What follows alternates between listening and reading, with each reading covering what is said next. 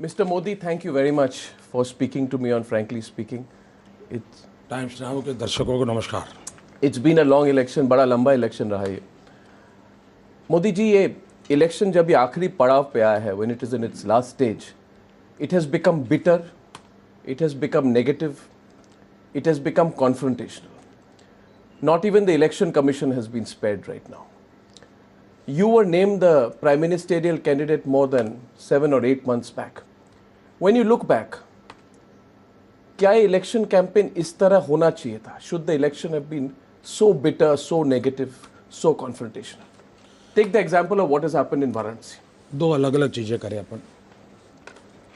आप देखे होंगे कि सितंबर 13 को प्रधानमंत्री पद के लिए उम्मीदवार के रूप में मुझे घोषित किया। 15 सितंबर को मेरी पहली रैली हुई रेवाड़ी में एक्स सर्विसमैन की, और तब से अब तक मैं सैकड़ों रैलियां कर चुका हूं, सैकड़ों चाय पे चर्चा के कार्यक्रम कर चुका हूं, सैकड़ों मेरी 3D सभाएं हुई हैं, और शायद देश में इतने व्यापक तौर पर जनता को मिलने के लिए कोई गया हो, शायद ही कोई ऐसा मिलेगा। मेरे पूरे भाषणों का आप सब अवेलेबल है, एनालिसिस कीजिए। आपको ठीक है, छोटा मोटा पॉलिटिकल कमेंट रहता है, लेकिन 95% आप देखोगे मैंने इश्यूज़ पे बातें की है। महंगाई पे, बेरोजगारी पे, किसानों की समस्या पे, सुरक्षा पर, इन्हीं विषयों पर मैं बोलता रहता हूँ। और मैं भारत सरकार से जवाब मांगता हूँ कि भाई चुनाव भारत सरकार का है, तो जवाब भारत सरकार ने देना चाहिए। इतना बड़ा चुनाव हुआ, एक बार भी रूलिंग पार्टी के किसी व्यक्ति ने महंगाई पर बोला क्या? किसी इंटरव्यू वाले ने पूछा क्या महंगाई मुद्दा नहीं है? क्या भ्रष्टाचार मुद्दा है कि नहीं है? मैं हैरान हूँ, मेरे देश का मीडिया को भी क्या हो गया है। कम से कम वो तो रूलिंग पार्टी को पूछना चाहिए। हुआ क्या है कि मीडिया के लोग भी मोदी को गुजरात का पूछ रहे हैं। भाई गुजरात का तो मैंने 2012 के चुनाव में पाई का पल पल का हिसाब जनता को दे दिया। अभी जो कांग्रेस के मित्र गुजरात के बाहर जो आरोप लगा रहे हैं मेरे खिलाफ, वो सारे आरोप उन्होंने गुजरात में लगाए थे। गुजराती जनता ने उसका जवाब भी दे दिया। फिर भी मैं देश के न्यूट्रल लोगों से अपेक्षा करता था कि वे तो कम से कम बहस को मुद्दों पर ले जाएं। मुझे दुख के साथ कहना हूँ कि सिर्फ राजनीतिक दल नहीं, जिनसे न्यूट्रल लोगों से अपेक्षा थी, वे भी कम पड़ गए हैं। ये अच्छी चीज़ नहीं है। राजनीतिक दलों ने भी इसमें कम पड़ना नहीं चाहिए था, न्यूट्रल लोगों ने भी नहीं पड़ना चाहिए था, लेकिन हुआ है। दूसरा, अभी भी मैं मानता हूं हर चुनाव में ये तीखी बातें वो जनता की बात अपनी पहुंचाने के लिए पहले भी हुई, पहली बार हुई ऐसा नहीं है। लेकिन आज दुर्भाग्य क्या है कि 60 मिनट का भाषण हो और 30 सेकंड की एक बात हो, वो 24 घंटे चलती है। 60 मिनट का भाषण एक बार आता है, फिर 30 सेकंड 24 घंटे चलता है। उसके कारण हम छवि ऐसी बना देते हैं कि राजनेता यही करते हैं, रियलिटी वो नहीं है। अच्छा होगा 12 के पहला तो आप नहीं कर पाओगे, लेकिन 12 के 16 के बीच में रियल में फैक्चुअल चीज़ों का एनालिसिस करोगे तो हो सकता है जो गलतियाँ हैं उनको भी करेक्ट करने का मौका मिलेगा, और जो अच्छा किया है वो भी देश के सामने आएगा। और मैं मानता हूँ टाइम्स नाउ इस काम को कर सकता है। दूसरा विषय निकाला आपने वाराणसी का। मुझे तो कल मैं पूरे दौरे पर था, तो मुझे रास्ते में ही पता चला कि ऐसा कुछ हो रहा है। मैं हैरान हूँ कि वो सुबह तक सिक्योरिटी के ग्राउंड पे बातें कर रहे थे कि सिक्योरिटी थ्रेट है। 7 दिन पहले भारत के गृह मंत्री ने कहा है कि मोदी पर कोई सिक्योरिटी थ्रेट नहीं है, कोई चिंता का विषय नहीं है। चिदम्बरम जी ने प्रेस कॉन्फ्रेंस करके कहा है कि सिक्योरिटी अरेंजमेंट सारा इतना अच्छा है कि मोदी आराम से 400 रैली कर चुके हैं, और इसलिए इस सिक्योरिटी के नाम पर बातें करना उचित नहीं है।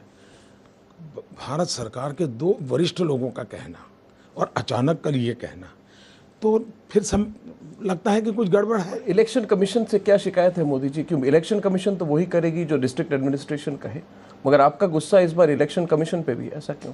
अभी तक तो मैं एक शब्द बोला नहीं, गुस्सा कहाँ से? आपकी पार्टी तो कह रही है। पार्टी ने उनको चिट्ठियाँ लिखी हैं, डिटेल ब्यौरा दिया है। मैं ये बात नहीं बता सकता क्योंकि वो काम बनारस से हो रहा है। इट इज़ बेटर कि अरुण जेटली जी वहाँ बैठे हैं, आप मिनट टू मिनट हिसाब से लीजिए, वो आपको डिटेल देंगे।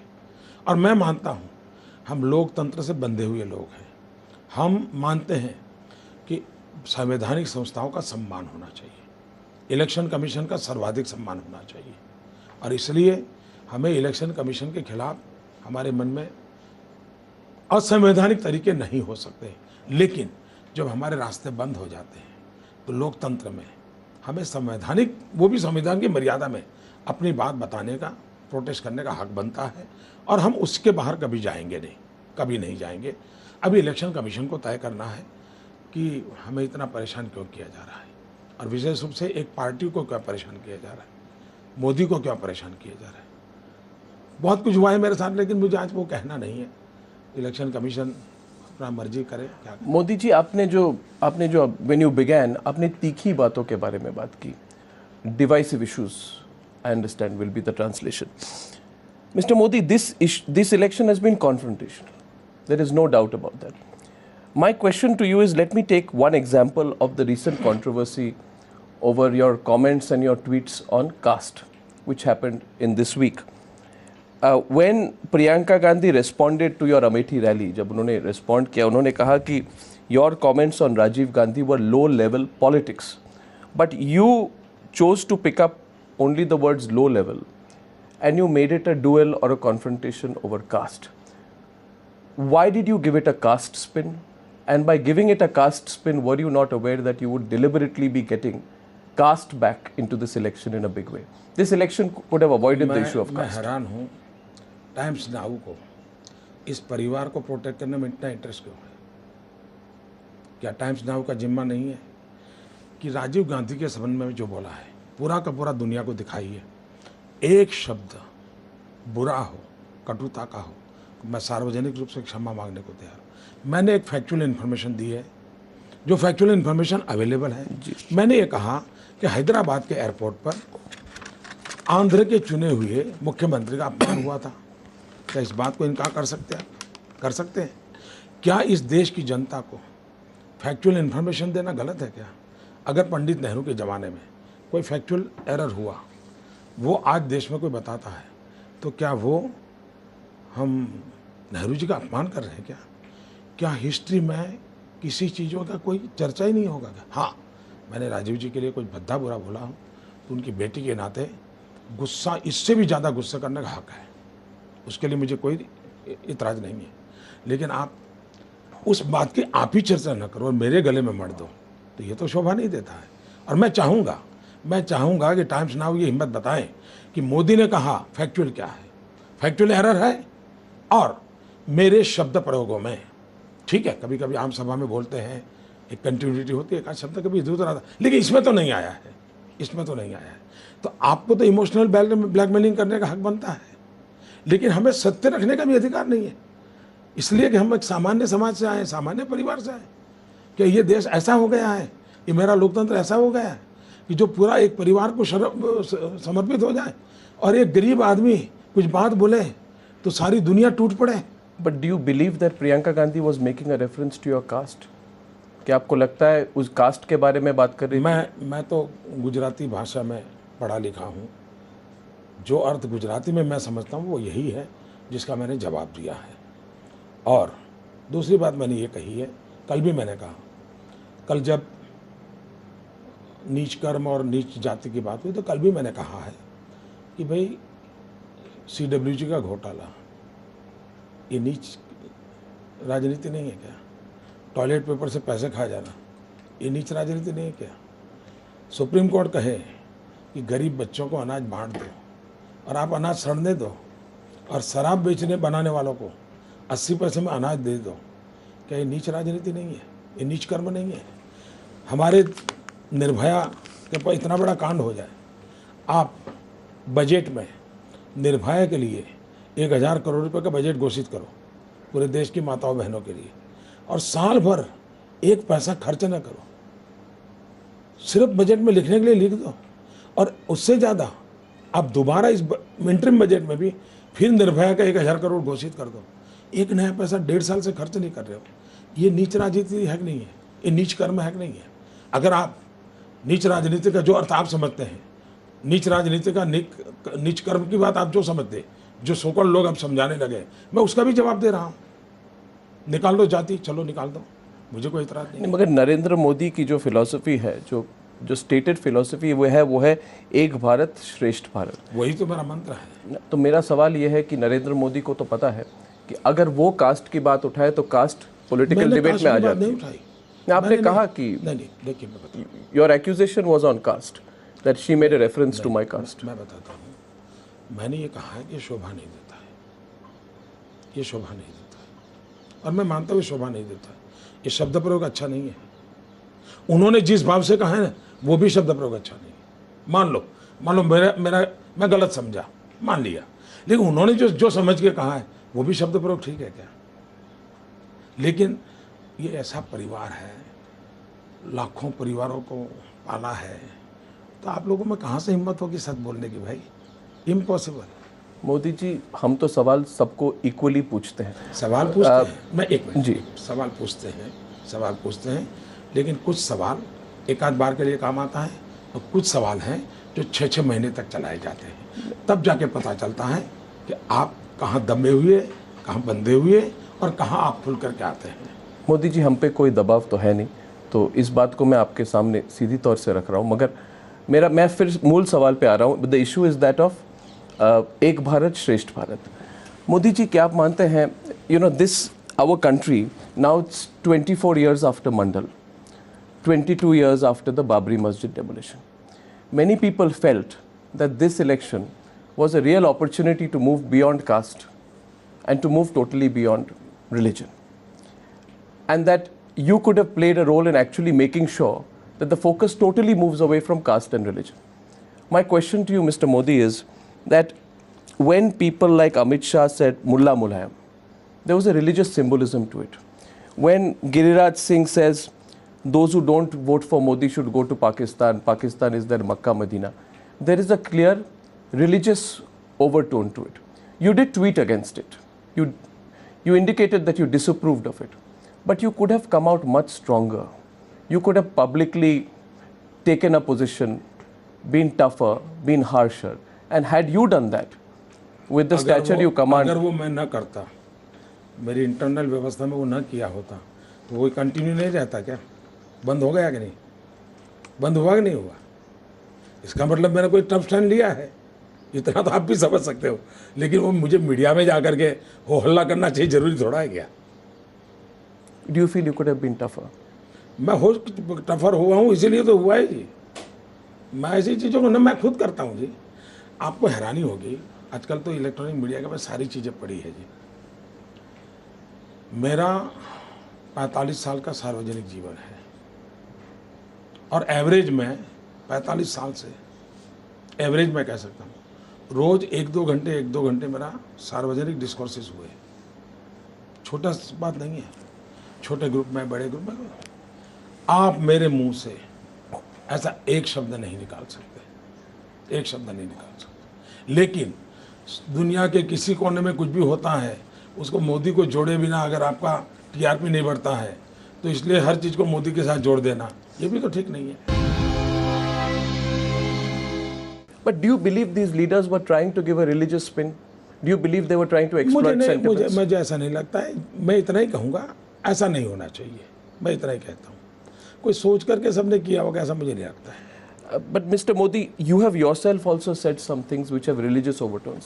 जैसे जिसको माना जा सकता है कि आप एक धर्म के लोगों के लिए बोल रहे हैं। मैं ये नहीं कह रहा कि एक धर्म के लोगों के खिलाफ बोल रहे हैं जी।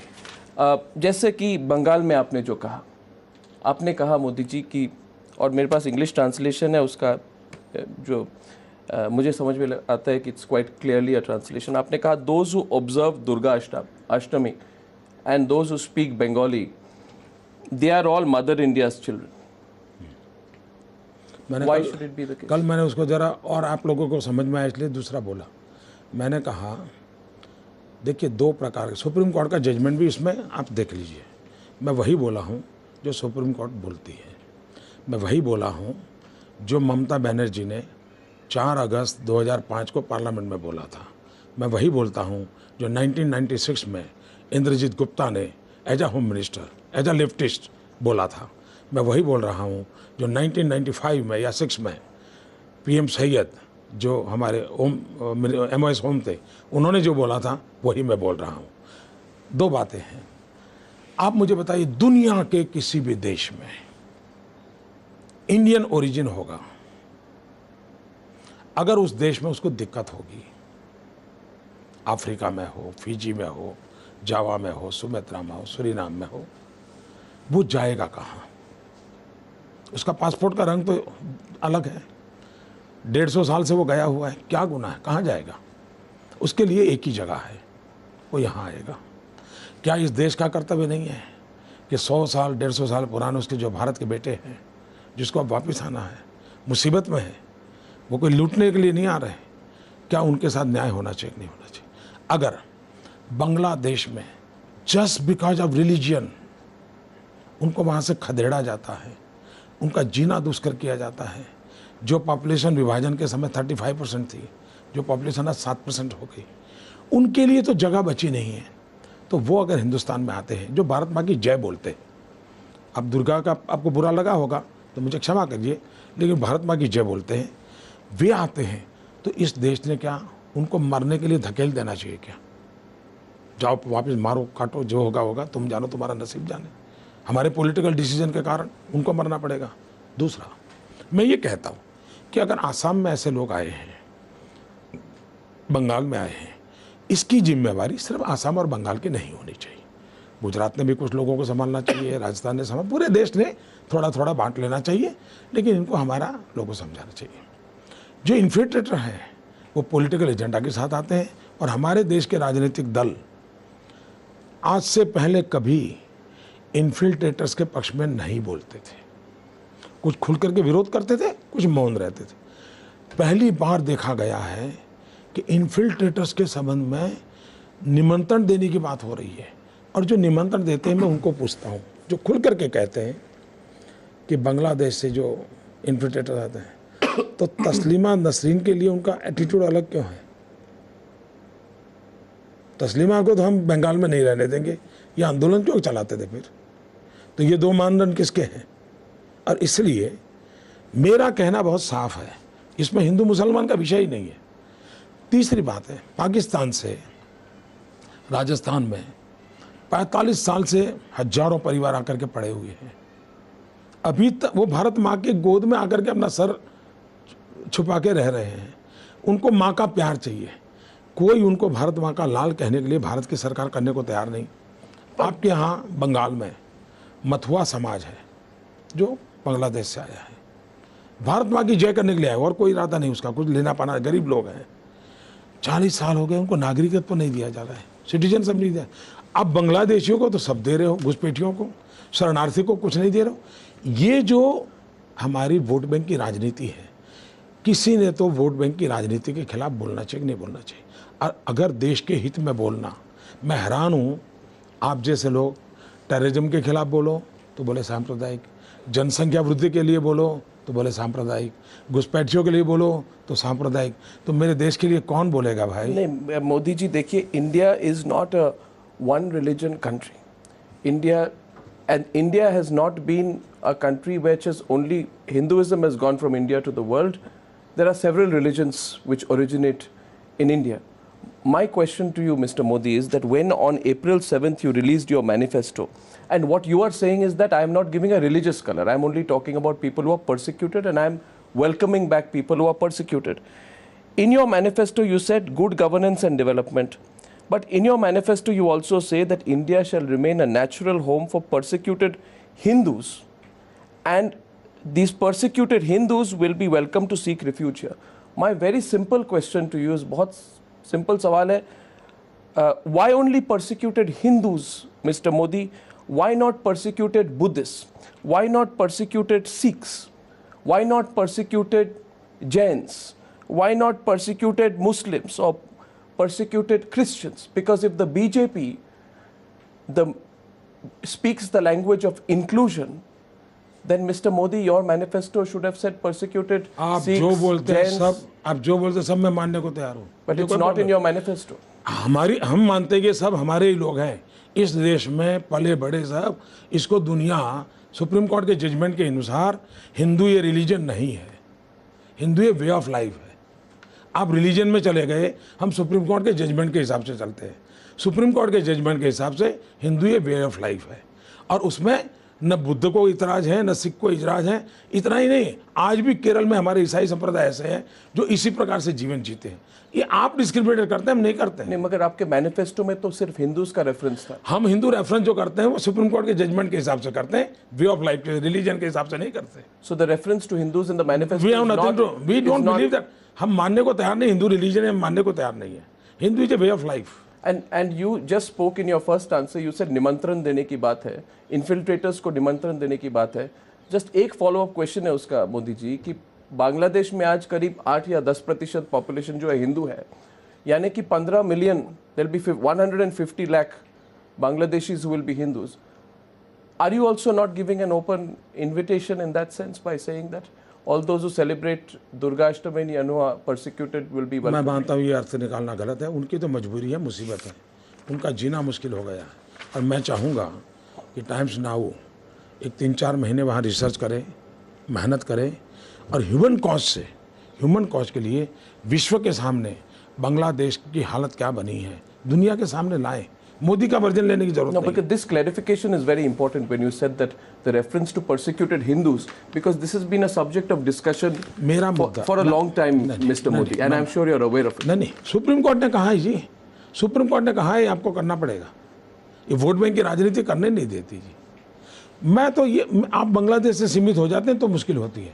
अब फिजी, जावा, सुमेत्रा, अफ्रीका सब देखो ना भाई, कहाँ जाएगा वो? क्योंकि जब ये मैनिफेस्टो, मैं बताता हूँ, जब अफ्रीका में बीच में आतंकवादियों ने हमले बोले तो सारे जो ओरिजिनल गुजराती थे बेचारे बोलना भी नहीं आता है, 100 साल पहले गए थे, तुरंत मेरा संपर्क किया, साहब हम क्या करें, हम कहाँ जाएं, क्या करोगे आप मुझे बताइए ना। So you are saying all persecuted people whose families may be of Indian origin, whether they are Christian or Muslim or Sikhs or Jains, that India is their natural home? Is that what you are saying?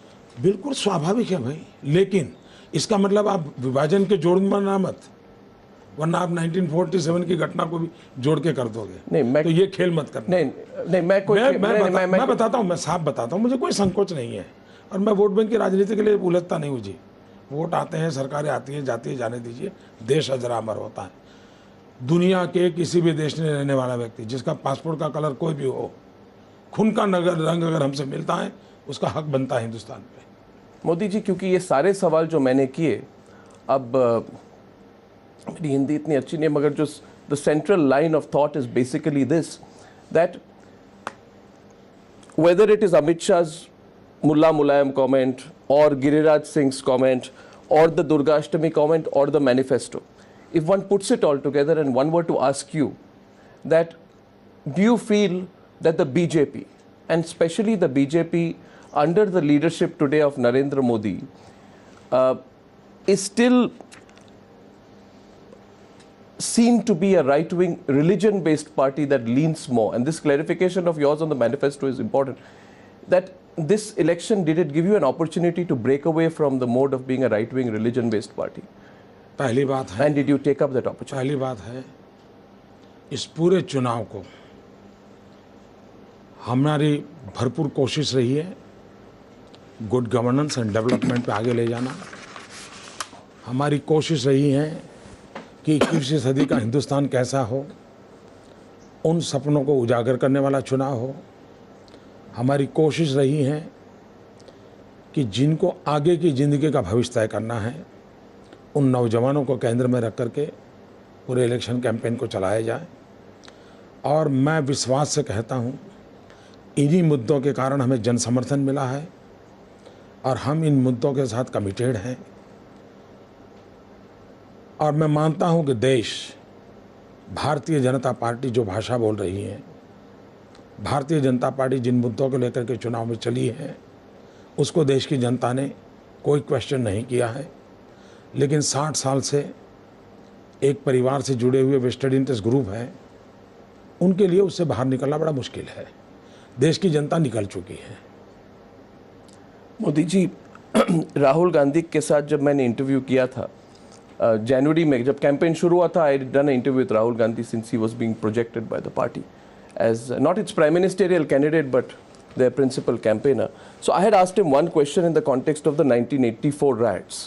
I said to him that, are any congressmen, do you think any congressmen when you look back were involved in the 1984 riots? My question to you is this, that in your view, were any members of the Sangh Parivar, VHP, BJP involved in the 2002 riots?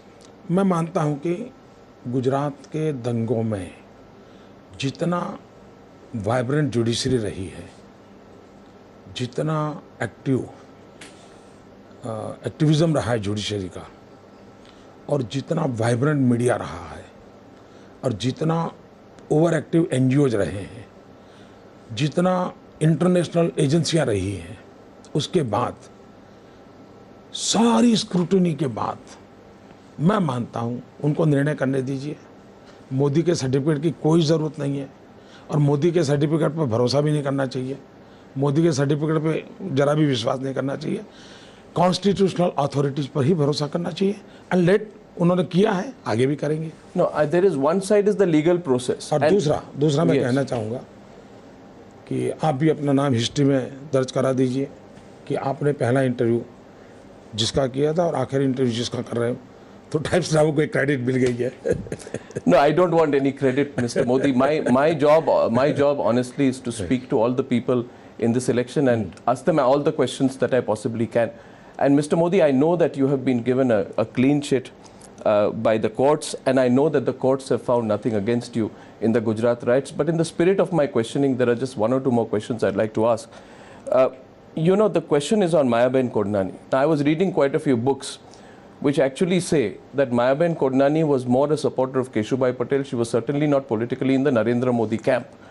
Yet, despite the charges against her, which were quite serious, you brought her as a cabinet minister in 2007. When you look back, Mr. Modi, given her conviction, do you regret that? Do you feel you made a mistake? आपको क्या है यार, कौन जानकारी देता है? Research तो करो यार। मैं तो मानता था अन्ना बड़ी रिसर्च करता है। आपकी जानकारी के लिए, उस समय उन पर कोई चार्जेज नहीं थे। बाद में जब यूपीए 2 बना, यूपीए 2 बनने के बाद जो सारे खेल चले, उसमें से जो आया, फिर एसआईटी बनी, उसके बाद उनको डाला गया। तो जब मैंने मिनिस्टर बनाया था तब उन पर चार्जेज नहीं थे, आपकी जानकारी के लिए। लेकिन फिर भी मैं मानता हूँ उनको भी अभी कई कोर्ट से अपना न्याय लेने का हक बनता है। एक नागरिक का उनका हक है, उनको अपना काम करने दीजिए। But Mr. Modi, do you believe in retrospect that she could have been protected by the state agencies or the police, Mayaben Kodnani in this case? Because during the trial, ये काम दिल्ली में बहुत हुआ, 84 के बाद बहुत हुआ। मेरा स्पष्ट मत है, कानून को कानून का काम करना देना चाहिए। मेरी सरकार का काम न किसी की मदद करना है, न किसी को प्रताड़ित करना है। मेरी सरकार को मुझे उससे अलग रखना चाहिए, और मैं हमेशा रखता आया हूँ। मेरे खुद के लिए भी रखा है मैंने। ये आपके गले नहीं उतरेगा, क्योंकि आप इतना गंद दिमाग में भर के लोग, आप यानी नॉट अर्नब गोस्वामी, एक टोली है। ये सत्य समझने के लिए उनको भी और 25 साल लगेंगे, सत्य जानने के लिए, नहीं, स्वीकार करने के लिए। नहीं, in my mind, I have no guns or I have no biases or prejudices. I'm just asking you, Mr. Modi, that after the clean sheet which you got, you wrote a very detailed blog in which you said that I had repeatedly reiterated the same principles in my daily interactions with the media in those fateful days of February, March 2002 as well, publicly underlining, and I'm reading from your blog, the political will as well as the moral responsibility of the government to ensure peace, deliver justice and punish all those guilty of violence. Mr. Modi, do you feel that your government fulfilled this moral responsibility to ensure peace? Yes, not necessarily. Deliver peace? आगे जाने की जरूरत नहीं है। आप एक काम करो। And handle the आप एक काम करो। Just let me complete. आप एक काम and करो। handle the situation with the political will that was required. सुनिए, आप एडिटर हो। आप बाद में जाके एक भाषण 1 घंटे का दे देना, मुझे क्या प्रॉब्लम है? No, I don't. आपकी चैनल है, आप बोलते रहना। Answer the question. आप बोलते रहना, मुझे कोई प्रॉब्लम नहीं। देखिए, आप एक काम कीजिए, हिंदुस्तान के आपको पसंद आए ऐसे 10 कम्युनल राइट उठा लीजिए, पूरे देश के कोई भी 10, उसमें एक 2002 भी ले लीजिए। उसमें कितने एफआईआर दर्ज हुई, कितने अरेस्ट हुए, कितने केस चले, कितनों को सजा हुई, और वो डाटा देश के सामने रख दीजिए।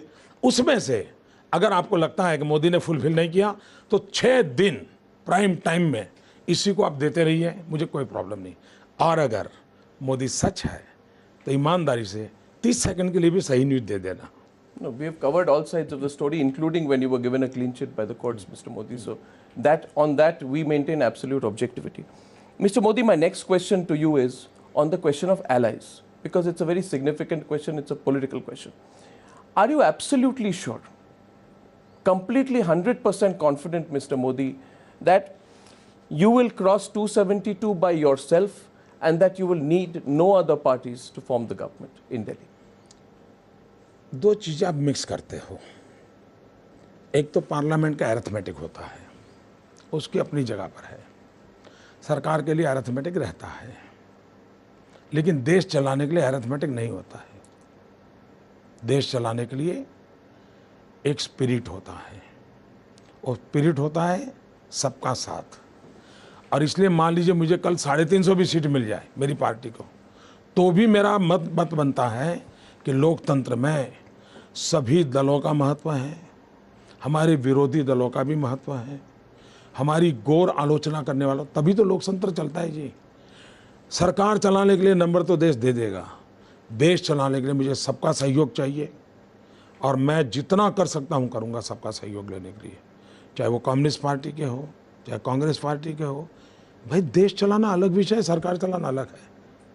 और इसलिए दोनों को आप ऐसे मत कीजिए, आंकड़ों में मत जोड़िए। आंकड़े तो 16 तारीख को पता चल जाएगा।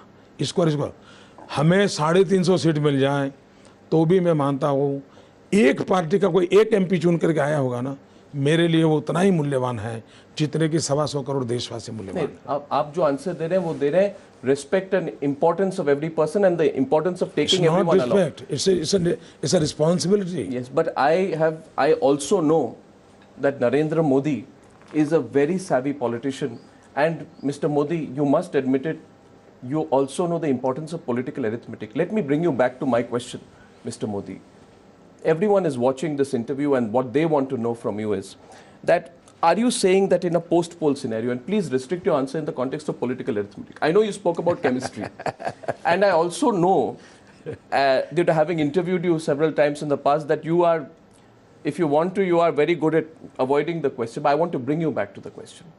Mr. Modi, tell me, are you absolutely sure that there are all these parties who you have severely criticized, and they have severely criticized? Are you, that you will not seek the support of these parties who have bitterly criticized you and who you have bitterly criticized in the course of these campaigns? I'm talking about parties like Mayawati, Mamta Banerjee, even Jayalalitha to some extent, even Naveen Patnaik to some extent. Can you do business with them if you have to? देखिए मैं बताता हूँ, आप चुनाव अभियान की जो बातें हैं ना, उसके आधार पर राजनीति नहीं चलती है भाई। आप थोड़ा पुराना इतिहास देख लीजिए रे, पुराना इतिहास। चुनाव की राजनीति, चुनाव एक अलग माहौल होता है, लोक शिक्षा करना एक जिम्मेवारी होती है, हर दल अपनी बात बताता है, अलग अलग तरीके से बताता है, और इसलिए इस चीज़ों को मत चिंता कीजिए, इसकी चिंता मत कीजिए। देखिए मैं बताता हूँ, जिस दिन मोदी को प्रधानमंत्री पद का उम्मीदवार घोषित किया गया, तब देश के सभी मेन स्ट्रीम मीडिया का एक ही सेंट्रल स्टोरी था कि बीजेपी को कोई साथी नहीं मिलेंगे, सेंट्रल स्टोरी था। और हिंदुस्तान के राजनीतिक इतिहास में ये पहला चुनाव ऐसा है कि जिसमें बीजेपी के साथ 25 पार्टियां प्री पोल अलायंस के साथ चुनाव लड़ रही है। एनडीए के समय भी कभी प्री पोल अलायंस हमारा नहीं हुआ था, कांग्रेस का भी कभी इतना बड़ा प्री पोल अलायंस नहीं हुआ था। और इसलिए ट्रैक रिकॉर्ड से भी एनालिसिस करें, अरिथमेटिक छोड़ दो, केमिस्ट्री छोड़ दो, तो भी कुछ आपके सवालों का जवाब अपने आप मिल जाता है। पर मोदी जी, मैंने आपके जब अमेठी में आपने स्पीच दी स्मृति ईरानी के समर्थन में, जहाँ पे आपने कहा कि शी इज़ माई छोटी बहन, तो आपने एक और बात कही थी कि अगर ज़रूरत पड़े तो कुछ काम इधर कराना हो तो मैं करा सकता हूँ, समाजवादी पार्टी में अगर मुलायम सिंह यादव को कहूँ तो वो आके काम करेंगे। तो मैं दो बातें होती है, एक बात होती है कि किसी के साथ काम करके देश को आगे चलाना, दूसरी बात होती है पॉलिटिकल अरिथमेटिक। मैं तीसरी बार और एक बार इस प्रश्न की कोशिश करूंगा आपसे पूछने कि अगर ज़रूरत पड़े आंकड़े लाने के लिए, if you to bring the numbers together, are you willing to reach out to Mayawati? Because the BJP and the BSP have worked together in the past. Are you willing to reach out to Mamata Banerjee? Are you willing to reach out to Jayalalitha if required to form the government, to get the numbers and form a strong government? दो विषय जरा आपको मैं समझा दूं, और मैं चाहता हूं आप इसी पर पूरा इंटरव्यू पूरा कीजिए, मुझे प्रॉब्लम नहीं है। मैं आपको बताता हूं मैंने अमेठी में क्या कहा। अमेठी में मेरा विषय ये था, मैंने कहा राहुल जी ने ये कहा कि डेवलपमेंट इसलिए नहीं हुआ है कि स्टेट गवर्नमेंट हमारा रिस्पॉन्ड नहीं करती। That was statement. तो मैंने जवाब दिया, मैंने कहा ऐसा नहीं होता है। अगर ऐसा हुआ है तो आप सार्वजनिक करो कि आपने स्टेट गवर्नमेंट को कितनी चिट्ठियाँ लिखी है, सार्वजनिक करो, आपका काम स्टेट गवर्नमेंट रोकाएगा। और मैंने कहा मुलायम सिंह जी अपने इलाके में रोड बनता है तो मना क्यों करेंगे, अपने यहाँ में अस्पताल बनता है तो क्यों मना करेंगे। तो मैंने कहा ये और 200 पर 2, और मैंने कहा मुझे विश्वास है कि मुलायम सिंह जी का मेरा राजनीतिक मतभेद होगा तो भी अगर मैं डेवलपमेंट का काम लेके जाऊंगा, मुलायम सिंह जी की सहर्ष स्वीकार करेंगे। मैंने ये भी कहा कि वहाँ 3 SP के MLA हैं, 2 BSP के MLA हैं, वो भी अगर स्मृति ईरानी जी चुनकर के बाद अच्छा काम लेके जाएंगी, जरूर उनका समर्थन करेंगे। ये मैंने बहुत प्रैक्टिकल विषय रखा जी बिल्कुल। अब मेरा दूसरा सवाल। हाँ, अब दूसरा आपका सवाल है, वो सवाल आपका इरेलेवेंट इसलिए है क्योंकि सरकार बनाने के लिए भारतीय जनता पार्टी को देश की जनता भरपूर समर्थन दे रही है, लेकिन जब समर्थन मिलता है तो अहंकार नहीं देती है जनता, जिम्मेवारी देती है। अहंकार मुझे अलग ले जाता है, जिम्मेवारी मुझे जोड़ने के लिए ले जाती है। और मेरा काम रहेगा देश के लिए। मैंने पहले ही कहा आपको, दोबारा बोलता हूँ, और हिंदी में समझ नहीं आया तो फिर एक बार बोलता हूँ, एक MP चुन करके आएगा, एक मेरे लिए, वो भी 125 करोड़ देशवासियों का प्रतिनिधि है। सरकार चलाना का मतलब होता है, भले नंबर गेम हो, देश चलाने का मतलब होता है सबका साथ लेना ही चाहिए, सबको साथ लेकर के ही चलना चाहिए। और मैं ये नहीं मानता हूँ कि एक BJP है जिसको देश का भला करना है और औरों को नहीं करना है, हम ऐसा नहीं मानते। हालांकि के विचार अलग अलग होंगे, लेकिन सब लोग देश का भला करना चाहते हैं। पर मोदी जी, आपने why did you antagonize so many parties? Let me give the example of one. Let me take the example of Mamata Banerjee, with whom your greatest war is now going on. You are having a great war with Mayawati now, but you had a longer war with Mamata Banerjee. In one of your recent interviews, Mr. Modi, you said that your decision, I think it was to ABP, you said that your decision to, change the pitch of the attack as the campaign progressed was a strategic decision.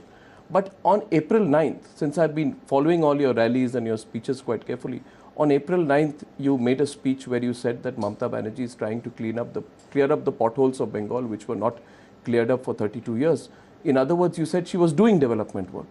Later on, as the campaign progressed, you are extremely critical of Mamata Banerjee, and you've said that you understood my question. So why did you change your, just one line, why did you change your line of attack? Did you change the facts? Facts भी क्या आपने बदल दिए अपने attack को लेकर? मैं बताता हूँ। मैं मानता हूँ कि 35 साल लेफ्ट ने बंगाल को बर्बाद कर दिया।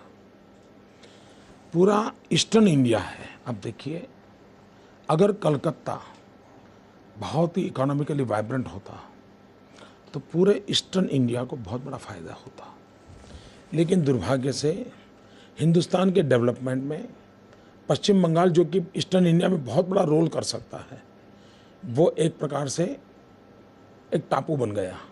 सारे हिंदुस्तान की गतिविधि से कट हो गए। 35 साल ऐसे खराब गए। दीदी जब आई तो मेरा मत था कि दीदी बहुत कुछ कंट्रीब्यूट करेगी, और मुझे आशा भी थी। जब मैं वहाँ गया तो मैंने कोई इतना रिसर्च नहीं किया था, मोटा मोटा मेरे पास जानकारी थी, और कभी हम लोग मिलते थे तो नमस्ते नमस्ते में बात होती थी। तो मुझे लग रहा था दीदी कुछ कर रही है। तो मैंने उनकी तारीफ़ की कि जो 35 साल में नहीं हुआ, दीदी कोशिश कर रही है। लेकिन जब मैं वापस आया तो ढेर सारे मेल मेरे पर आए, इतनी जानकारी आई, मैं हैरान था यार। मैंने कहा मैंने रिसर्च किया होता तो अच्छा होता। तो मैंने कहा लोकतंत्र के हिसाब, मैं मानता हूँ ईस्टर्न इंडिया का डेवलपमेंट करना है तो कलकत्ते को बहुत ही वाइब्रेंट सिटी बनाना पड़ेगा, बहुत ही ताकतवर बनाना पड़ेगा, इकोनॉमिकली बहुत ही गति लानी पड़ेगी, जिसका इम्पैक्ट अगल बगल के 5-6 राज्यों पे होगा। अगर वहाँ पर हम अच्छी व्यवस्था नहीं दे पा रहे हैं तो नॉट ओनली बंगाल, पूरे ईस्टर्न इंडिया को नुकसान होगा। और 4-5 सेंटर हैं, पटना है, कलकत्ता है, रांची है, गुवाहाटी है, भुवनेश्वर है, ये 5-7 सेंटर को एकदम तेज़ी से उठाने की ज़रूरत है देश के डेवलपमेंट के लिए। उसमें अगर ये बदले की राजनीति में इस समय चला जाएगा दीदी का, लेफ्ट वालों ने ऐसा किया तो मैं ऐसा करूं, दिखा तो वही दिखा, इससे मुझे पीड़ा हुई है। मेरा बंगाल बर्बाद हो रहा है, मुझे पीड़ा हुई है। और लोगों ने जानकारी दी तो चुनाव में मुझे लगा कि भी मुझे अब सच बोलना पड़ेगा। और लोकतंत्र में चुनाव एक ऐसा विषय होता है जिसमें लोक शिक्षा करनी चाहिए। हमारी बात लोग माने या ना माने जो अलग बात है, लेकिन हमने धोखेबाजी नहीं की। Change of heart. 3 हफ्ते में आपकी मत बदल गई? 3 हफ्ते नहीं जी, मैं उस समय तो अप्रैल में गया था। अप्रैल 9 और मई 4 के बीच। अरे भाई मैं तो अभी गया ना, मई 4 में तो मैं ये 2 लड्डू की बात करके क्या पॉलिटिकल स्ट्रेटेजी नहीं? आपको क्या मोदी जी, एक बात है कि क्या आपको इस बात आपको नहीं लगता कि you should have kept the door open with Mamata, with Mayawati if required? Door open रखने का ये भी तो तरीका हो सकता है। मैं समझ में नहीं आया मुझे। जितना समझा सकता हूँ बता दिया। ये भी तो डोर ओपन का तरीका हो सकता है। जरा विस्तृत रूप से समझाइए। अब ज़्यादा अभी नहीं करूँगा, 12 के बाद करूँगा। So you'll change your line after the 12th? मैं कहता हूँ ना, देश की जनता ने 16 तारीख को राजीव गांधी के जाने के बाद ऐसी मजबूत सरकार नहीं दी है जो इस बार देने वाली है देश। Modi ji, what about Jayalalitha? You know, she has been attacking you by punching holes in your development record, but I find it interesting that except one rally in mid-April, you have not personally criticized her. It was felt for a long time that if required, Jayalalitha would be one of those. She came for your, when you were sworn in, that she would be, that she would be one of those who would be a natural ally. Do you consider Jayalalitha a natural ally, a potential ally, someone you can work with if required? मैं बताता हूँ, आप ये allies के अंदर समय बर्बाद मत कीजिए। आपके 6 सवाल एक विषय पर हो गए।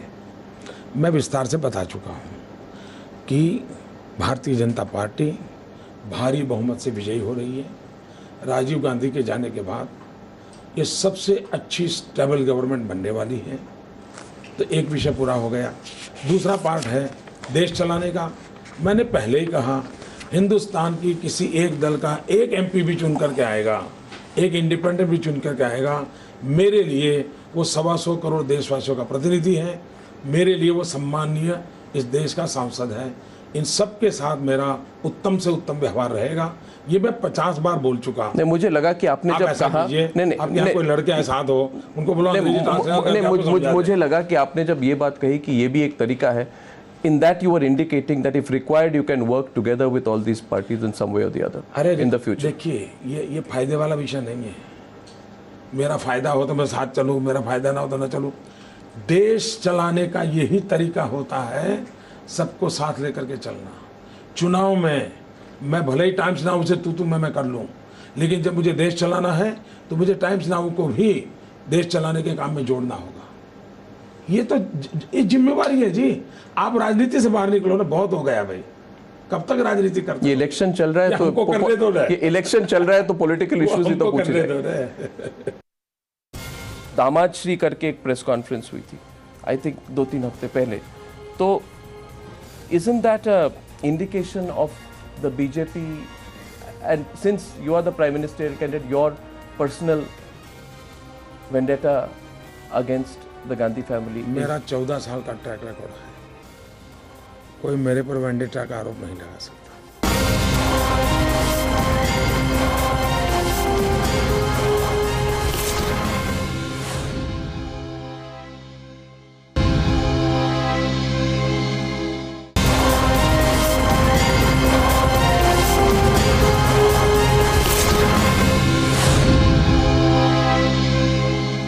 Mr. Modi, one controversy has been that of Snoopgate. On Snoopgate, my question to you is, you have worked with Amit Shah for a very long time. Do you believe the voices that of Amit Shah, can you identify that voice as his voice in the tapes, Mr. Modi. Do you believe that having worked with Amit Shah for so long and so closely, that he could have broken the law without official clearances to deploy state machinery on one person? Supreme court इस बात को देख रही है, supreme court देख रही है। What is your view on? Supreme court में विषय है, मैं बाहर क्यों बोलूँगा। सुप्रीम कोर्ट देख रही है जी, मुझे सुप्रीम कोर्ट पे भरोसा है। In the terms of reference, जो कमीशन है, जो स्टेट गवर्नमेंट ने जो कमीशन बिठाई है अंडर रिटायर्ड हाई कोर्ट जज on Snoopgate, Mr. Modi, one of the issues which is there is how the conspiracy on how the tapes came out. I am asking you this question in the context of Tehelka. In Tehelka also it was asked, is there a conspiracy behind why the Tehelka tapes came out vis-a-vis what was exposed in the tapes?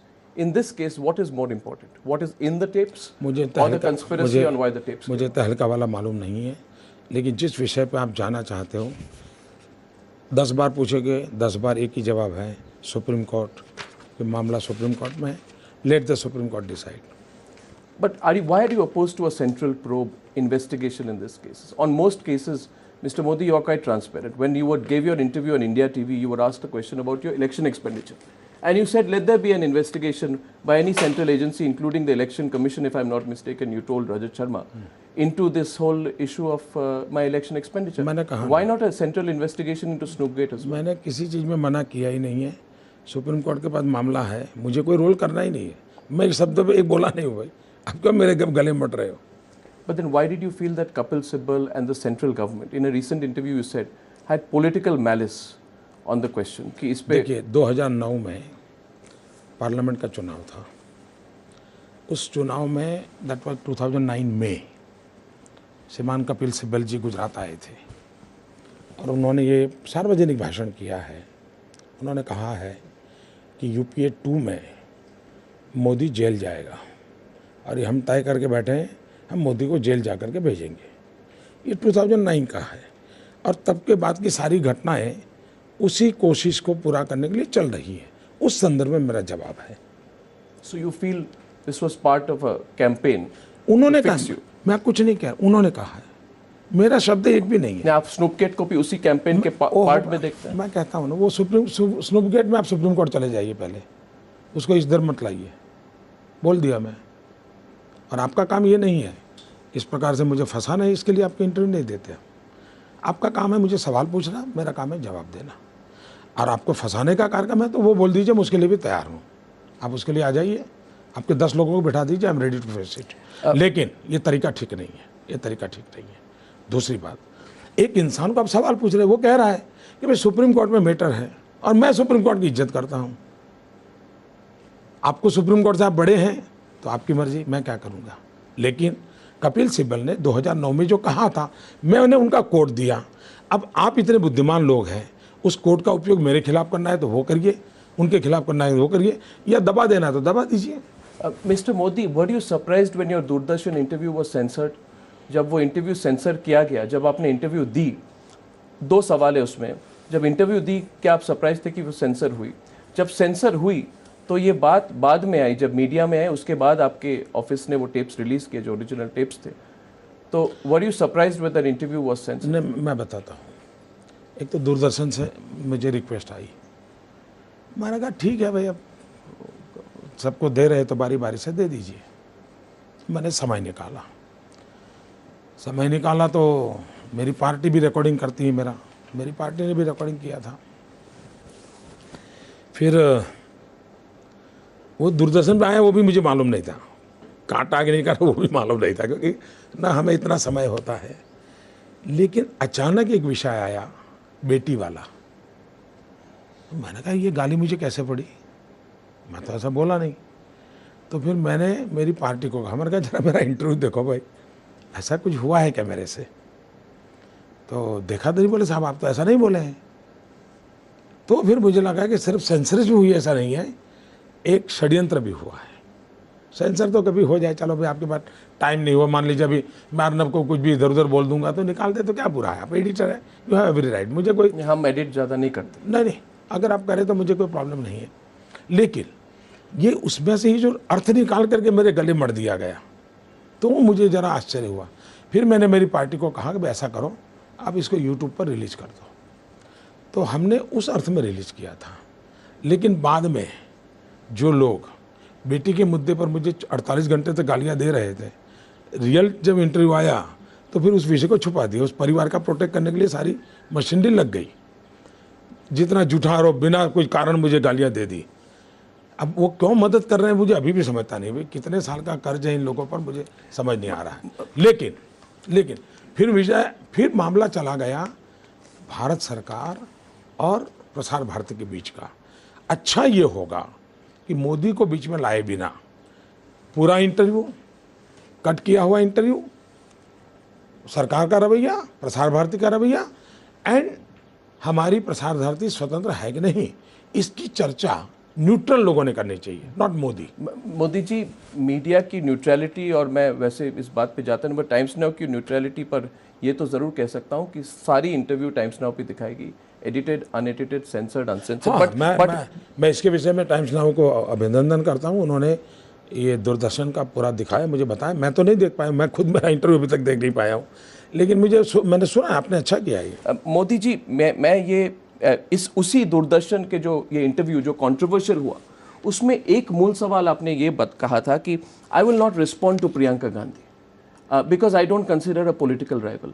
My question to you is, नहीं, ऐसे शब्द मैंने नहीं कहा। You said नहीं, you said that let me ये quote. आपका translator में कोई गड़बड़ है? अच्छा ट्रांसलेटर लाइए। नहीं, what you said that even if she whatever she is saying is as a daughter, it is her right to work hard for her mother.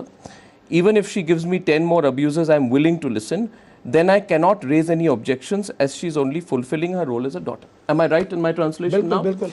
Then my question to you is, why then later, in recent days, have you reacted to what Priyanka Gandhi has said? You reacted when you said, how can she see? You didn't take her name, but you said, Smriti who?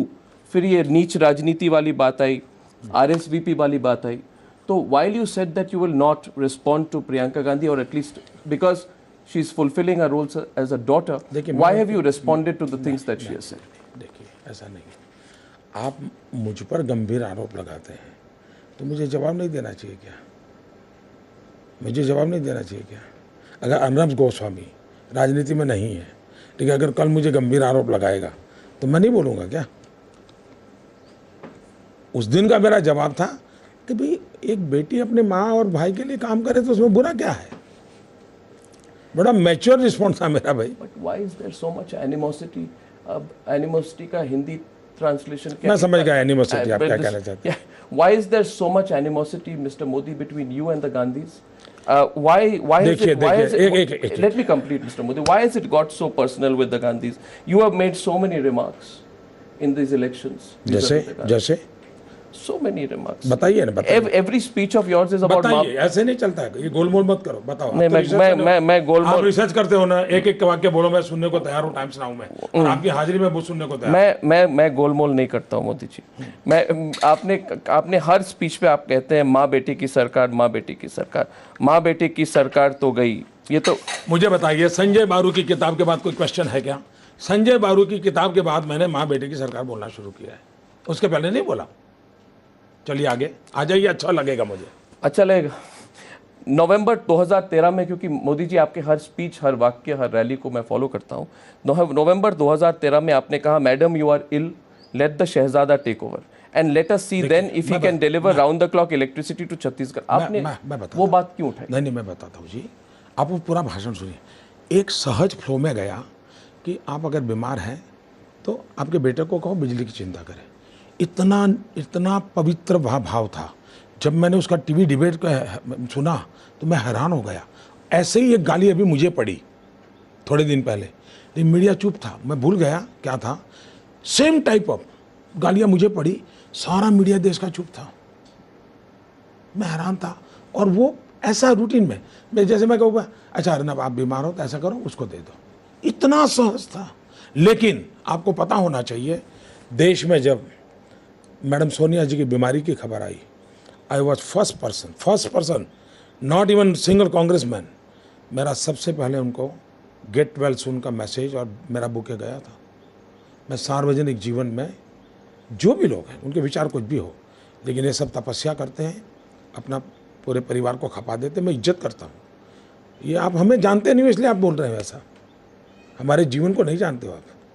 क्या Robert Vadra के बारे में जो press conference हुई मोदी जी, वो एक तरह से जो दामाद श्री करके एक प्रेस कॉन्फ्रेंस हुई थी, आई थिंक 2-3 हफ्ते पहले, तो isn't that a indication of the BJP, and since you are the prime ministerial candidate, your personal vendetta against the Gandhi family? मेरा 14 साल का ट्रैक रिकॉर्ड है, कोई मेरे पर वेंडेटा का आरोप नहीं लगा सकता, कोई सोच नहीं सकता।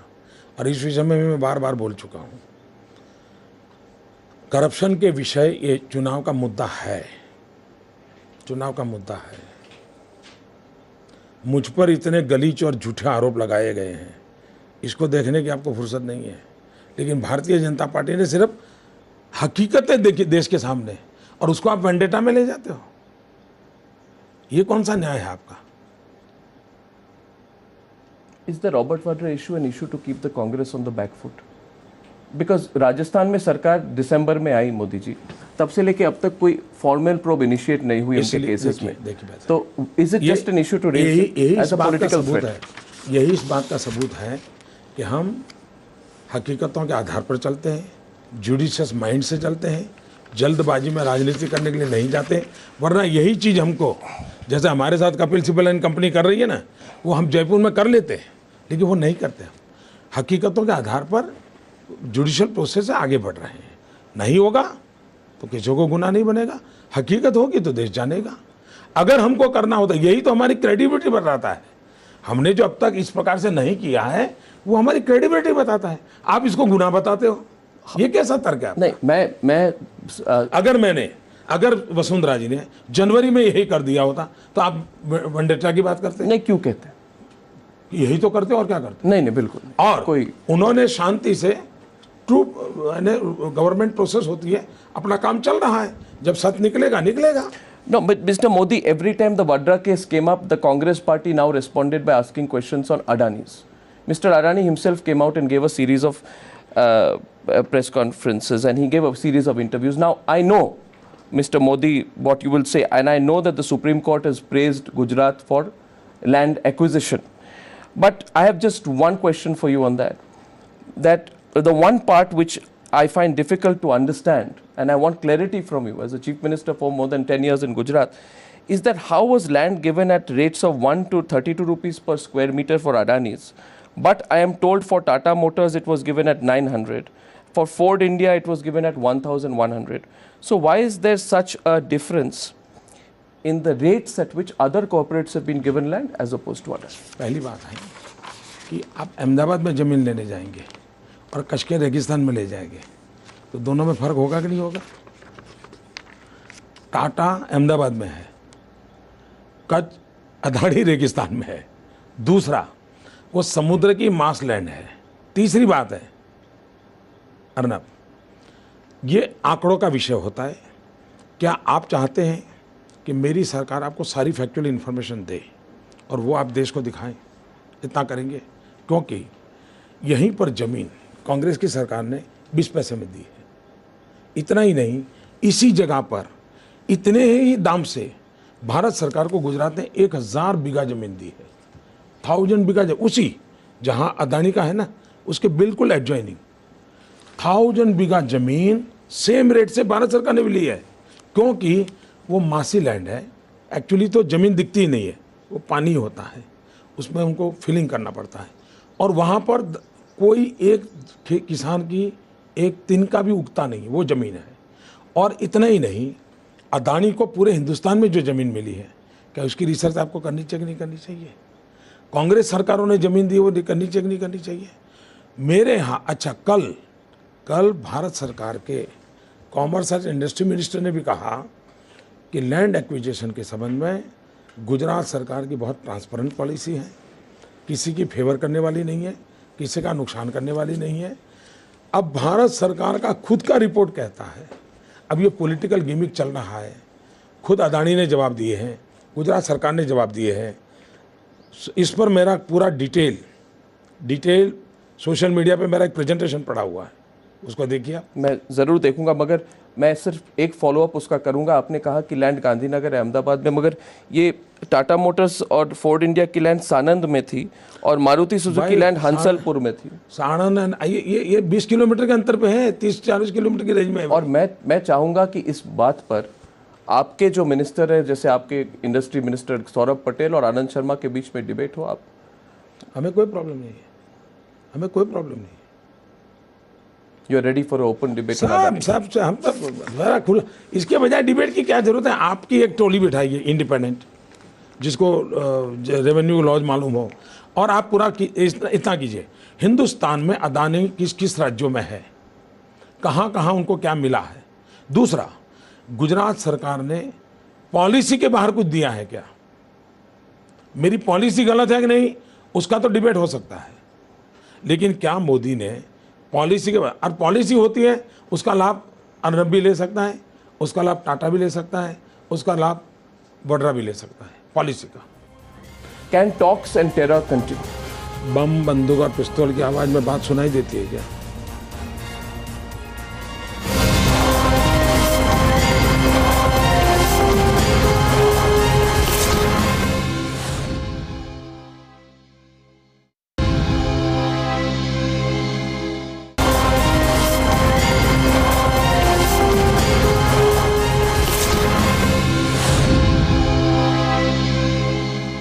Mr. Modi, on the issue of economy, I think there is need for some clarity, and I'll take a few more minutes. मुझे जाना पड़ेगा I'll भाई। take a few more minutes, Mr. Modi.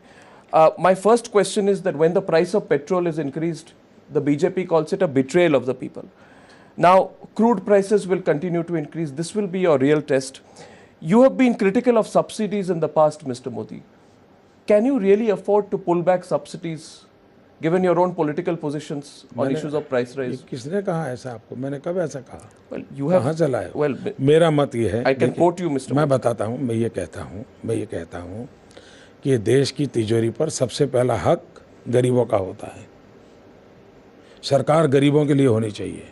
सरकार वो हो जो गरीबों का सुने, सरकार वो हो जो गरीबों के लिए करे। ये मेरे शब्द है भाई, आप कहाँ से Will लाते you हो? continue the food subsidy?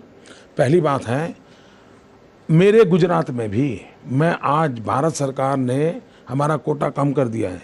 11 lakh परिवारों को मेरी सरकार के बजट से मैं दे रहा हूँ। क्या मेरे देश का गरीब भूखा मरेगा क्या? क्या मेरे देश को भूखा मरने दूंगा क्या? सरकार की तिजोरी किस काम के लिए है? गरीबों के लिए, और इसमें हमारा कमिटमेंट है। देश ऐसे नहीं चल सकता जी। I asked you the question because on January 19th you said Congress party offered doles to win the election. That was seen to be a reference to subsidies. दो चीज़ें अलग है भाई। आप चुनाव के समय कोई एक गिफ्ट घोषणा करे, उसका चर्चा अलग होता है। इकोनॉमिक पॉलिसी में डाउन ट्रोडन लोगों के डेवलपमेंट की आपकी जो स्कीम हो, वो अलग चीज़ होता है। दो अलग चीज़ें हैं। Mr. Modi, your manifesto says barring the multi-brand retail sector, FDI will be allowed in all sectors which are needed for job and asset creation. Does that mean you will revoke FDI in retail? देखिए, ऐसा है, What signal will that मैं send बताता out हूँ। to foreign investors? Government एक continuity process होती है जी, continue process होती है। ये देश में बहुत बुरा हुआ है कि सपा वाले एक डिस्ट्रिक्ट बना दें, बसपा वाले उस डिस्ट्रिक्ट को ख़त्म कर दें, AIDMK एक डिसीजन करे, DMK आकर के दूसरा कर दे। देश ऐसे नहीं चलता है, बहुत मैच्योर डिसीजन लेते होते हैं। और भारतीय जनता पार्टी ने भी इस प्रकार की कटुतापूर्ण बातें कभी नहीं कही है। हमारा ये कहना है कि भाई आज देश को मैन्युफैक्चरिंग सेक्टर को इतना बड़ा धक्का लगेगा, हमारे नौजवानों का रोजगार चला जाएगा, और देश की प्रायोरिटी होनी चाहिए जॉब क्रिएशन। जॉब क्रिएशन के लिए हमारी पॉलिसी का इम्प्लीमेंटेशन होना चाहिए। हमारी प्रायोरिटी जॉब क्रिएशन रहेगी।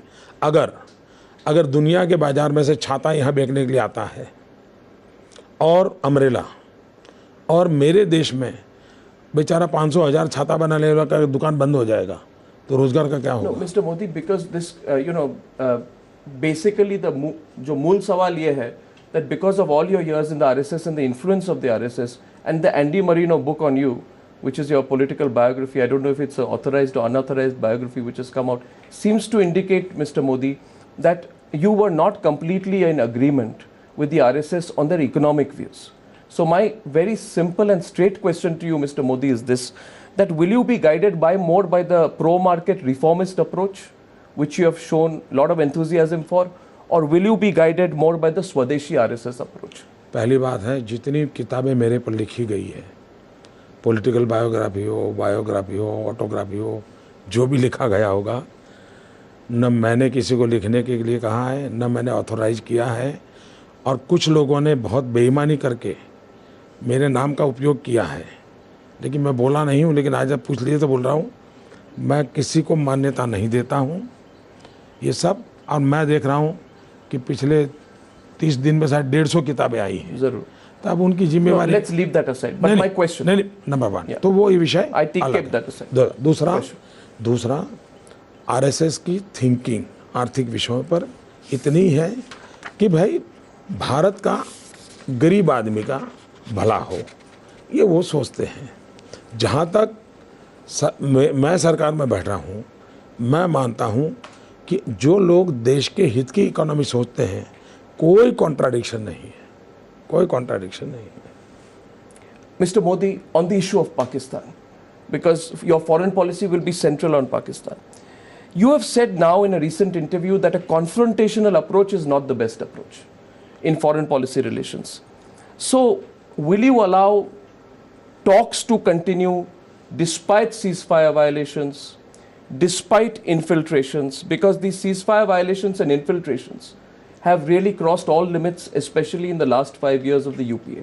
In your speeches, you've taken a very strong view on it. Can talks and terror continue? बम, बंदूक और पिस्तौल की आवाज़ में बात सुनाई देती है क्या? बम, बंदूक, पिस्तौल के धमाकों के बीच आवाज़ सुनाई देती है क्या? तो बातचीत के लिए सुनाई देती आवाज़ के लिए तो बम, बंदूक, धमाके बंद होने चाहिए। नहीं, बातचीत के लिए बंद होने चाहिए।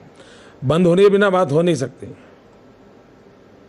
बम, बंदूक, पिस्तौल की आवाज़ यहीं पर मैं और आप बात कर रहे हैं और धमाके हो रहे हैं, तो बात होगी क्या? कैसे होगी जी? So what this means is that you cannot continue the export of terror from Pakistan, infiltration. Bharat की संसद का सर्वसम्मति ओपिनियन है और हिंदुस्तान की किसी पॉलिटिकल पार्टी को इस ओपिनियन को बदलने का अधिकार नहीं है। So can talks continue? My question is on talks, Mr. Modi. Can talks continue with Pakistan? For example, they have not moved 1 inch, Mr. Modi, on the 26/11 trial. Right. And there will be वो सारे issue आज भी वैसे के वैसे खड़े हैं, आज भी खड़े हैं। तो आप अगर प्रधानमंत्री बनेंगे और पाकिस्तान का रवैया बदले नहीं, अगर 26/11 ट्रायल में प्रोग्रेस नहीं हो, अगर इन्फिल्ट्रेशन कंटिन्यू रहे, अगर एक्सपोर्ट ऑफ टेरर कंटिन्यू रहे, तो क्या टॉक्स आपकी सरकार करेगी पाकिस्तान के साथ? आप नेगेटिव क्यों सोचते हो? अगर देश मजबूती का एहसास कराएगा तो साथी भी बदलेंगे, पड़ोसी भी बदलेंगे, माहौल भी बदलेगा। अगर बदले नहीं तो बातचीत क्या हो सकती है? बहुत सीधा सवाल है मेरा, मोदी जी। आपका निराशा में पैदा हुआ सवाल है, मैं आशावादी जवाब दे रहा हूँ। But why don't you say that talks and terror cannot continue? That was the position of the BJP for all these last few years. भाई, मैं वही कह रहा हूँ जी, देश की सरकार मजबूत होगी तो समस्याओं का समाधान अपने आप शुरू होगा। So talks and terror cannot continue. That was the position of the BJP when it was out of power. मैंने अलग शब्दों में कहा कि बम, बंदूक और पिस्तौल की आवाज़ में आवाज़ कहाँ सुनाई देती है? मैंने वही तो कहा आपको। Exactly. So you've said that you and I are saying basically the same thing. Mr. Modi, recently the Interior Minister of Pakistan reacted and some say overreacted to your comment on Dawood Ibrahim. And now my question to you is, considering that the UPA government has completely failed to bring Dawood Ibrahim, or we keep giving them files on Dawood Ibrahim. If I'm not mistaken, we gave them another file a few days back. Will you adopt the same tactics of asking and pleading with Pakistan to cooperate on Dawood Ibrahim? Because all the intelligence proof is that he is in Pakistan, that he lives in Karachi, and he has the support and patronage of the Pakistan government and the ISI. मैं मानता हूँ ये non issue का आप issue बना रहे हो। Non issue in the sense इस लेवल का इशू नहीं है जो हमको। सुनिए, इस लेवल पे जहाँ चुनाव आज देश का पहुँचा है, वहाँ अगर आप इसी खिलौने से खेलोगे तो आप अच्छा नहीं कर रहे हो। नंबर 1, मेरी डिबेट क्या थी? मुझे सवाल पूछा गया था शिंदे के विषय में, मेरा जवाब भारत के गृह मंत्री के संबंध में है। मेरा जवाब किसी टेररिस्ट या किसी अंडरवर्ल्ड वाले के व्यक्ति के संबंध में। मेरा क्या था? उन्होंने क्या कहा, हम प्रेस कॉन्फ्रेंस में, मैंने इनका कहा, मैंने कहा देखो भाई ये काम पत्रकार परिषदों में नहीं होते हैं। मैंने कहा ये ओबामा ने कोई प्रेस कॉन्फ्रेंस करके ऑपरेशन किया क्या? तो मैंने कहा मैं चुनाव के समय ऐसी बयानबाजी ये होम मिनिस्टर को शोभा नहीं देती। मेरा इतना ही जवाब है। मैं उस व्यक्ति के लिए नहीं बोल रहा हूँ, नहीं मुझे टाइम खराब करना चाहिए। गवर्नमेंट मशीनरी है, अपना काम करेगी। No, what you said, I know. You said, did the Americans talk with Bin Laden? I know what you said there. But my question is, can the old policy continue vis-a-vis भाई Dawood? मैंने ये कहा कि आप press conference करके operation किया था, मेरा शब्द ये था। ये शिंदे जी को प्रेस कॉन्फ्रेंस क्यों करनी पड़ती है? Modi ये ji, चुनाव के समय इस प्रकार प्रेस कॉन्फ्रेंस करना शिंदे जी को शोभा देता है क्या? ये that was my issue, was Shinde, issue was a statement, issue was not a concern person. Mr. Modi, on America, I know you've been asked the question on the visa ban, and you've given a reply. I don't want to repeat the same question and get the same answer. I just want to ask you one question to get your full sense on foreign policy. Mr. Modi, there has been a view that the UPA government has been soft on foreign policy issues. You have talked about it yourself. And also, especially, there has been a view that the Manmohan Singh government has been too soft towards America. I'll give you one example and I want an answer, which I think will allow our viewers to read your mind. Mr. Modi, recently the Brazilian president, Dilma Rousseff, she called off a state visit to the United States in September last year because there were news reports that America had spied on her communications as well as that of other Brazilians. Mr. Modi, at the same time, it was also revealed that the United States snooped on the Indian embassy as well. यानी कि हमारे embassy पे उन्होंने snoop किया, हमारे जो दूतावास है वहाँ पे, और India was the 5th most tracked country bye the American intelligence agencies. It was revealed officially. In such a scenario, I want to know from you, would you have reacted in the way that the Brazilian president did, or would you have reacted in the way the UPA government reacted when this fact came out? When we will get the first-hand information, we'll analyze it and we'll come to the conclusion what to do. Would you have been tougher? My simple answer is, I don't have any information. I can't go through the media reports. Once I'll get when we will there in the government, we'll get the correct information, we'll analyze it, and we will formulate our strategy. Mr. Modi, 2 more questions. One, the question which you've been asked very often. In a Narendra Modi government, will Rajnath Singh or Sushma Swaraj be in Narendra Modi's cabinet? Will they find space in the cabinet? Thank you, आपने government बना दी। कुछ काम मेरे पर छोड़ दीजिए, मेरी party की टीम पर छोड़ दीजिए, टीम बैठ करके चर्चा करें। You know the context of my question. That will they find space in your team will decide, the whole team will discuss, will decide क्या करना चाहिए, कैसे करना चाहिए। Mr. Modi, one view is that you've run a very effective campaign, a very tough campaign, and a very aggressive campaign. When and if you form the government, Mr. Modi, the same strength of yours that you can take a lot of responsibility upon yourself is used by some critics to say that could be a weakness, that you over-centralize.